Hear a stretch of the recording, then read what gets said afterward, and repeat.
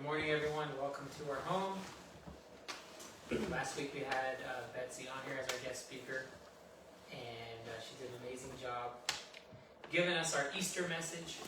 Even though she said she's not really big on them, but I think she did a really good job talking about the two resurrections. So, at least for me, it was really good. So, today we're continuing with the book of James. We're actually up to chapter 3, and I say it like that because I feel like it's been several months now of us trying to get through this book, and it's only a few chapters, but when there's a lot of stuff in there, you don't want to jump over it. Chapter 3 kind of ties into the first two chapters, so if you guys have read it, I'm sure there's a lot of things that have jumped out at you, and so if I skip over something, it's not because I'm purposely doing that. It just might be that there's something that I feel like I should talk about more than other parts. So, not that I'm saying that it's less important, but it's just kind of where, we all do that. You could read a chapter and there could be one verse that for you is the thing that you feel like God's trying to speak to you about, and then for somebody else it could be the other verse. So, it's not less important. It's just whatever I feel like we need to talk about. So I'm going to go through the whole chapter. I'm not going to try to take too long, but there's a lot of good things in here. Chapter 3 continues to talk about our words and our tongue, and there were several mentions of that in the first two chapters, and it's obviously being mentioned because it's important. In chapter 1, in verse 21, it's talking about, in verse 20, 19 and 20, it's talking about swift to hear, slow to speak, slow to wrath. So again, it's talking about our words and our tongue. And then in chapter 1, verse 26, if anyone among you thinks he is religious and does not bridle his tongue, he deceives his own heart. This one's religion is useless. So it's a point of emphasis all throughout the book that we should really be trying to watch our words and watch what we're saying. So picking up in chapter 3, James is starting out again. My brethren, let not many of you become teachers, knowing we shall receive a stricter judgment. What he's pretty much saying there is that there's people who are wanting to offer wisdom when they really shouldn't be talking about it, and essentially it's because they're saying one thing with their mouth, but then their actions are completely opposite of what they're saying.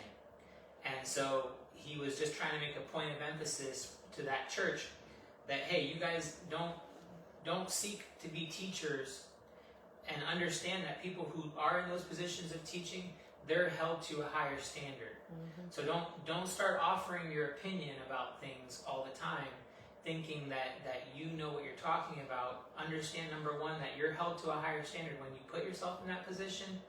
And number two, people will focus more on what you do than what you say. And I can offer up a lot of examples I don't want to share, but I've heard people all the time say something to me that was like a motto to them. Like, this is a thing that my creed that I live by, and they'll say something, but then when you watch them live out their life, they don't mirror each other, so that's essentially what he's talking to them about here is don't seek out to be a teacher, and understand that you guys who are doing this, you're putting yourself under stricter judgment, because there is a higher standard that you should be living by if you're in that position of trying to teach others or trying to impart wisdom to them. So that's essentially what he's saying in verse 1. And then he continues in verse 2, for we all stumble in many things. If anyone does not stumble in word, he is a perfect man. He's saying that like to make a point. Like, man, if you don't stumble in what you say, if you got a perfect grasp on your mouth, you're perfect. You're essentially lacking nothing. He's not saying it to he's not saying it to pat them on the back. He's saying it to make a point, like, you're sitting here talking about these things, trying to teach about things, and you're not realizing that you think of yourself as a perfect person, but you're stumbling in your words. So, for we all stumble in many things. If anyone does not stumble in word, he's a perfect man, able to bridle the whole body. Indeed, and then he's offering some examples of how the tongue can be related to other aspects or other things. Indeed, we put bits in horses' mouths that they may obey us, and we turn their whole body, just with that little bit. Look also at ships. Although they are so large and are driven by fierce winds, they are turned by a very small rudder wherever the pilot desires. Even so, the tongue is a little member and boasts great things. Again, it's talking about boasting. So here, when he's talking about the tongue, he's talking to a specific group of people in the church who are trying to put themselves in the office of teachers, and they're boasting about things, but really they should learn to be quiet. They should study to be quiet, like it says in Thessalonians.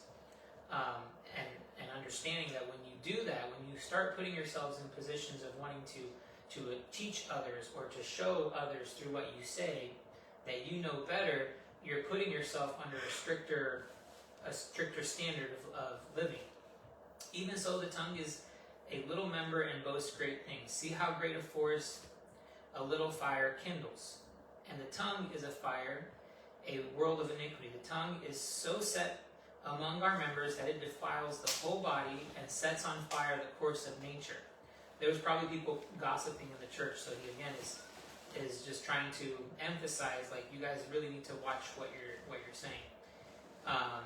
Every kind of beast and bird and reptile and creature of the sea is tamed and has been tamed by mankind, but no man can tame the tongue. It is an unruly evil full of deadly poison. And these two verses are to me like really big. Verse 9. With it we bless God our Father, and with it we curse men who have been made in the similitude of God. Out of the same mouth proceed blessings and cursings. My brethren, these things ought not to be so. And it's such an easy thing to read, but it's such a hard thing for us to really get a grasp on. And that's why he said, no man can tame the tongue. Like, we're able to tame every kind of beast and creature that's been created, but our little tongue that's in our mouth, we're not able to do that. And that's why he made the point, like, oh man, if you can tame your tongue, you're perfect. You're a perfect man. You're able to bridle your entire body. And I think this is a good reminder for us, because when you read, with it we bless God our Father, and with it we curse men who have been made in the image of God. Like, that really puts some conviction on you to be like, hey, I really have to watch what I'm saying, because now when I'm speaking against somebody, I'm speaking against God's creation. I'm speaking against somebody who has been made in his image. It really makes you step back and think, like, the magnitude of what you're saying to people, about people, and it kind of shows like the instability that it's talking about in chapter 1, where we're unstable with what we say. Like, there we're talking about they're unstable in their mind and they're doubting, but then with how we talk, it's kind of the same thing. Like, we're being double-tongued with how we talk about people. Like, we're blessing God one minute, and then the next minute we're cursing people or saying bad things about people. And out of the same mouth proceed blessings and cursings. These things ought not to be so. So he's clearly making a point that there's a right and a wrong in this situation. He's saying these things ought not to be that way. And so if we read something and it's saying this shouldn't be that way, then what he's essentially saying that it is possible to get yourself to a place where it's not happening all the time. You can get yourself to a place where you're not always out of the same mouth speaking blessings and cursings. And that could be speaking over yourself, it could be speaking about family members, about friends, it could be people in church, just in general, learning to bridle your tongue, learning that this thing has a tendency to go off on a tangent, and that you have to really make an effort to not allow yourself to get to that point. And so again, he's giving more examples in verse 11 and 12. Does a spring send forth fresh water and bitter from the same opening? Can a fig tree, my brethren, bear olives, or a grapevine bear figs? Thus no spring yields both salt water and fresh water. So he's saying like it's not possible for a tree to produce fruit that isn't part of what the tree is. If you have an orange tree, your orange tree is not going to produce apples. And so again, what I think that we should be doing is looking at our tree. And Jesus said, that if you have a bad tree, that you need to make it a good tree, and by the fruit of that tree, you're going to know what type of tree it is. And so for us, he's saying the same thing. Like, don't fool yourself in thinking that you can be both fresh water and salt water, or you can be this type of tree and produce a different type of fruit. You're fooling yourself because you're saying something, you're saying apples, but when people look at your tree, at your fruit, they're seeing oranges. When you're saying good things, people are looking at your actions and seeing bad things. That's essentially what the analogy he's trying to make there. So it really is something for us to look back at and say, okay, I have to have a better grasp on my words, better grasp on my tongue, and know that it's possible. Because I think sometimes that mindset puts you in a place of defeat. Like, you feel like, I just never can get a hold of what I'm saying, so it's just not possible for me to ever really be in a place where I can speak only good things and speak only blessings and bless God and not curse people. Well, no, it's possible, because we see over and over again in the New Testament where it talks about trees. Make yourself a good tree. It talks about being a vessel, and it says that in my Father's house there's vessels, some for honor and some for dishonor. And if anybody cleanses themselves of the latter, meaning if you make yourself a good vessel, you'll be useful to the master. So it's not like it's an impossible thing. You can get yourself, with the help of God's Word and the Holy Spirit, to be a vessel of honor, to be somebody who really has control of the way that they talk. And does that mean that you're able to do it at all times? No. There's going to be moments where you slip up and you say something. But for the most part, you're going to be somebody who's going to choose your words wisely, who's going to choose, like we said in 1 James, in James chapter 1, that you're going to be quick to hear, but you're going to be slow to speak. You're going to be able to process things. And this comes, and in my opinion, this comes with the help of the Holy Spirit. Like, the more you get into your relationship with the Holy Spirit and studying the Word, and the Word gets inside of you, the easier this is. And this is something that we talked about 2 weeks ago, about if there's an area of your life where you feel like you're struggling, all that means is that your faith for that area, to believe that you can change that area, it just needs to be strengthened. That's all it means. It doesn't mean that it's impossible. It just means that you have to work a little bit harder to strengthen that part of your life, and you do it with the help of the Holy Spirit and with the help of the Word. So it's a lot of verses to go over, and I might have jumped over a few things when talking about our tongues, but to me it's just like, you can't understate it enough. You can't understate enough of how important this is for us, because you can take this and then you can take it a step further to say, okay, not only is it important for us to watch what we say, now we also have to understand that death and life are in the power of our tongue. So it's not just a matter of making sure that we're not cursing the people that are made in God's image and trying to bless them with that same mouth. It's now understanding the power that's behind them. And so you could start talking about that and saying, like, hey, whenever I speak over my child, I need to make sure that when I'm saying something over my kid, that I guard my mouth and I only speak the things that are going to produce life in them. And we use this example all the time when it comes to parenting. Like, I'm not going to tell my kid, because I have somebody in my extended family who was told all the time that they were lazy and that they just weren't smart. And you know what? I can look now at them as an adult and say, those words impacted who they are today, because they eventually got to a point where they did what? They bought what that person was selling to them. They started to believe what was being said over them. And so with kids, especially with our kids, we have to be so careful to not speak death over them, to make sure that we are blessing our kids in everything.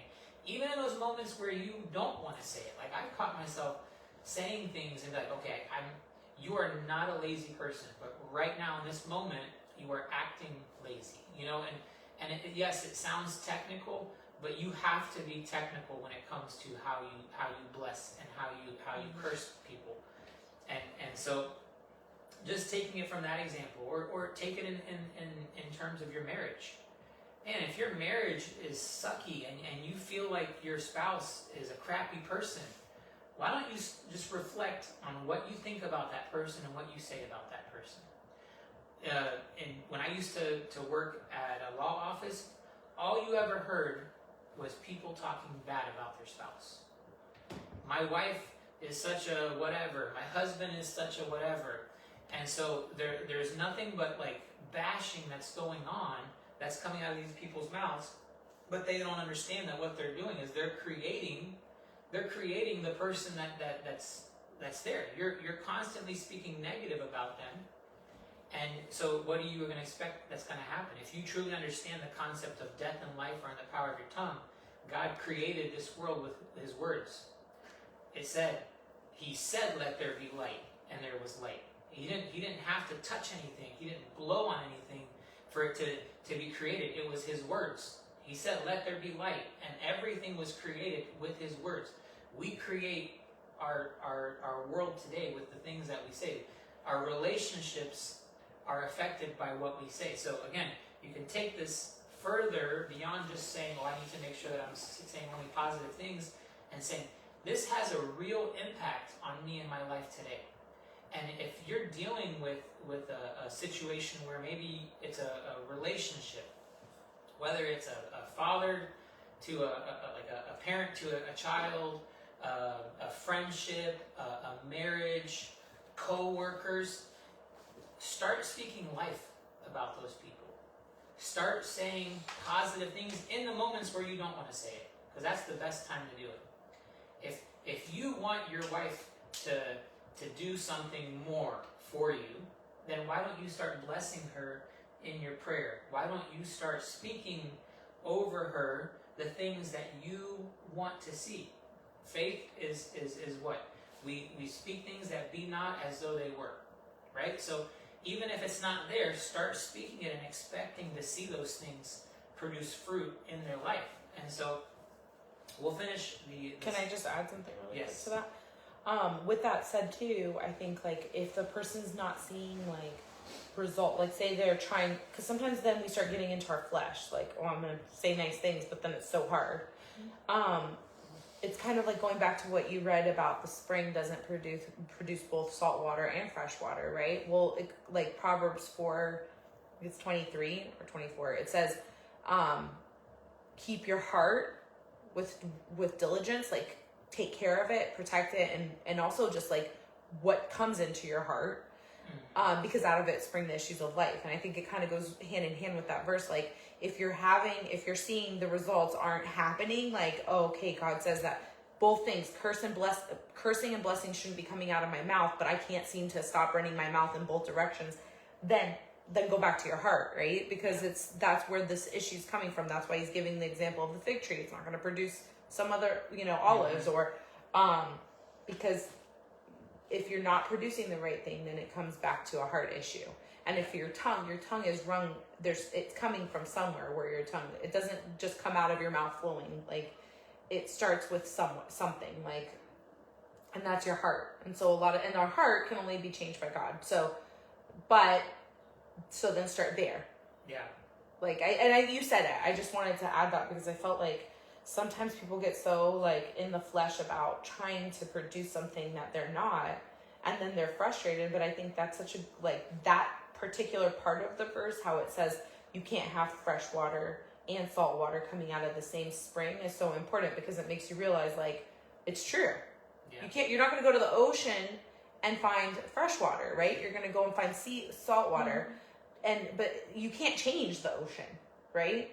So the same thing goes with you, except we're a little bit different from those things that where Jesus can change us into, like what you were saying, the good vessel or a vessel of honor and a vessel of dishonor. Yeah. And I think people want to change by changing just their words, which I think there is a matter of self-control and containing your tongue. But you can't, the Holy Spirit's in you.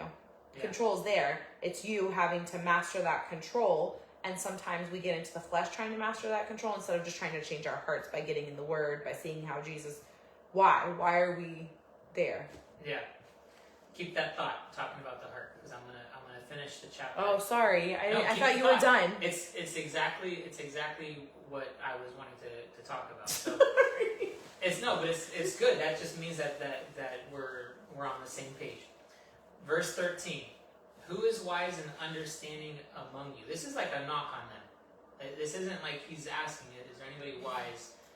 He says, let him show by good conduct that his works are done in meekness and wisdom. Not their words. So again, he's saying it as a knock to these people. Like, who's the wise and understanding among you? Who are the ones who are making themselves to be teachers, saying all these things? He's like, it's not what they say. Let them show by their good conduct and their works that their works are done in meekness and wisdom. So in other words, all those people who are setting themselves up to be teachers, all them people who always want to give their opinion in a situation, don't look at what they say, you look at their actions. And let that be the thing that's gonna show you if they truly are a person who's walking in wisdom and understanding in whatever area of life that is. This is talking from a church setting, but this is applicable to life. You have people all the time who are going to give you their opinion about something, and do I listen to them or not? Well, you know what he's saying here? Let them show by their good conduct that their works are done in meekness and wisdom. Look at their fruit. And he says, but if you have bitter envy and self-seeking in your hearts, do not boast and lie against the truth. The truth is the fruit. That if you are considering yourself to be wise and you're saying all these things, you're boasting about all these things, don't lie against the truth, because the truth is it's the fruit. And so what Jesse was talking about, something that's really important that was mentioned in Hebrews, it says in Hebrews 13, verse 9, do not be carried about with various and strange doctrines, for it is good that your heart be established by grace. The number one thing that I think we need to do as believers is to get our hearts to be in a place where it is established by grace. What does that mean?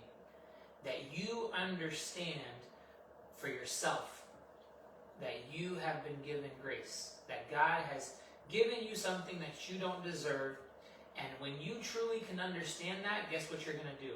You're going to extend out of your heart, out of the abundance of the heart, the mouth speaks. If your heart is filled with God's grace, and you completely understand what that means to you, you're going to be able to show that grace to other people. You're going to come from a place of meekness and humility, and you're going to be able to understand and not get mad at them. I'm just going to offer one more example, and then we'll finish the rest of the chapter next week, because it's getting a little bit long. But this week, I went over to my brother-in-law's house, and I was just helping him do some projects. And Jesse and I had to get up really early to drive there. It was like an hour and 15 from our house. And so we got up like at 5 a.m. And that day we were watching our niece, and she's 6 months old, and we're tired, right? Like our kids, our youngest child is 5, so we're not used to that baby phase. They're very dependent, and you have to hold them the whole time and keep them entertained, and so it's just more than it's more exhaustion than you're used to. So the afternoon rolls around, we're on our third cup of coffee. You can tell we've forgotten what those days were like. So we're on our third cup of coffee, and it's like 4:30, and I'm like, you know what, I'm going to go to Starbucks and get us another coffee. And she's like, okay. So I'm like, it's 6 minutes from the house. You're just trying to get out of the house. Yeah, yeah, right? And I'm trying to leave her with Dahlia. So I'm like, it's 6 minutes away. I'll be at Starbucks and back 20 minutes or less, because it's only like 6 minutes. So I leave, and I see there's a line, and I'm like, I'm going to go inside. like Jesse wouldn't normally want to go inside, but I don't mind parking the car, walking in to beat the line. And so I go inside, and I'm not really paying attention to the people inside. I'm looking at the line. So I'm like, oh, there's 3 people in front of me. Okay, fine. It's probably still better than going in the car, right? So I sit there and I wait and I put in the order, and then I just happened, as I was putting in the order, to look over, and I realized all the people in this store, because it's a big store, they're not like sitting around talking. They're all staring at the baristas. No. So I'm like, oh my God. These people are waiting for drinks. Oh no. They're waiting for their drinks. And so then it hit me. I'm like, yeah, duh, it's happy hour. And they were doing Thursday from 12 to 6. Yeah. Everybody's getting a buy one, get one drink from Starbucks. No. So, long story short, I got there like at 4:40 and I left at 5:35. Oh my God. I was there almost an entire hour. And during that entire hour, every single person went and scolded the baristas. In one way or another, whether they came in from the drive-thru and were complaining about their drinks that weren't made right, or where am I? Like there wasn't a single person who wasn't just grilling these employees about their drinks. And not a single person could have the grace or the understanding to say, hey, I'm the idiot who's coming at happy hour, just like everybody else is, and expecting them to just put you at the front, as if, there's not 20 people who are already here before you? And so, like, that helped me in that moment to step back and say, like, man, it's so unfair to these employees. I'm surprised that they haven't quit. Yeah. Like, everybody's yelling at them stressful. and grilling them, and they handled it well. I mean, like, I was watching one guy, he just kept saying, sorry, thank you, have a great day. Like he wasn't foiling under all the pressure, so it was cool. But it's like that with all situations. Like, you have to be able to have the ability and the understanding to pull yourself out of the situation and say, am I going to respond with my words in a way that I should in this situation? Or examine the situation and not just be in a blind rage and I'm going to give it to you just as hard as everybody else. You know, so it's moments like that where you have to be able to discern, like, this is not the right time for these people for me to just go and tear them down, just like everybody else. So I just wanted to offer that example too, because if your heart is established with grace and you understand it, and you're coming from a place of like trying to examine the situation and not just immediately say something, then you're going to have better success in, number one, how you speak, and building people up. We should always be trying to build people up, not tear them down. And we do that a lot with words. It's so easy. It's so easy to just rob somebody of their confidence with one statement. Simple statement. Just one quick sentence, and that person's day is down in the gutters. I mean, down in the trenches, because now they just think like they failed miserably at that, whatever that conversation is, and their whole day is affected by that. Instead, you could pause and say, hey, I'm going to say something encouraging in this situation, even if I don't want to. And what does that do? It gives that person the ability to go throughout their day and not feel like that. Sometimes all it takes is one person. I was at UPS also last week doing a return, and the guy in front of me, he walks in and you could tell he was just not a nice person. Just leave it at that. He selected how he was going to return his items, and he comes there and he's dropping off the thing, and the guy's like, sorry sir, you selected box and packaging, so you have to box it and package it. And he was so annoyed. He was like, ah. He's like, you can't do that for me? The guy's like, well, there's boxes for $2.50 and I don't have a printer. Like, the guy was just like being super negative. And so the guy was nice the whole time. He like said, here, go to this email, send it to me, I'll print off the label, I'll get you the box, I'll package it for you. And so the guy left, and I just told him, like, hey man, I just want you to know you're doing an amazing job. The way you handled that was really good. And he lit up. And he was so excited that somebody said something encouraging. And so even with those baristas, just saying, like, hey, you guys are doing a great job, keep it up. It just takes one person for them to get through that craziness and be like, hey, at least there was one person who was nice. But if you just fall into that same that same trap like everybody else and you just tear them down. Yeah, you could have been like, my wife's waiting for her coffee. She's been Yes. babysitting. We've been up since 5 o'clock in the morning. Yeah. Like there could have Just be been. like, I don't care. Yeah. I gotta make a million drinks right But now. even that, like, But grace think to about do how your many job people- because it's so easy to be like, you're complaining about something that doesn't matter. But at the same time, grace to Do be your like job with excellence, yeah. like to Both still sides. care, to not like, oh, well, these people are so tough and annoying. Yeah. Yeah. Yeah, so I just think, again, it's talking a lot about our words, our tongue, and it's just got so many applications. It's just such an important topic, especially as people who are believers. And when I say believers, it's people who believe that their words have power. You know, and you can either tear somebody down or you can build them up. And if you understand that, then even more you should try to make sure that you're not doing the tearing down. And also sometimes learning to just be quiet. Yes. Well, and that's what he was The saying. beginning of it, yeah. Why are you guys all trying to be teachers? Don't you know that you're going to be Held to a held higher to a stricter judgment? Yeah. Like, and we'll finish talking about that. But what he's essentially saying is, wisdom that's from above is your actions. Because if you look at all the things that he described as wisdom from above, and we'll talk about it next week, it's all related to your actions. It's not what you say. And so That's good. people think so many times that they're such wise people and they offer such good advice, but really if someone offers you advice and then you see them doing It's not. the opposite of what they told you, you know what you're going to say? I'm not listening to you. Yeah. You just told me to do something, you can't even do it yourself. So it's such a crazy thing to think that like you offer such good wisdom but you're not walking it out because people see right through it. Mm-hmm. So, that's it for this week.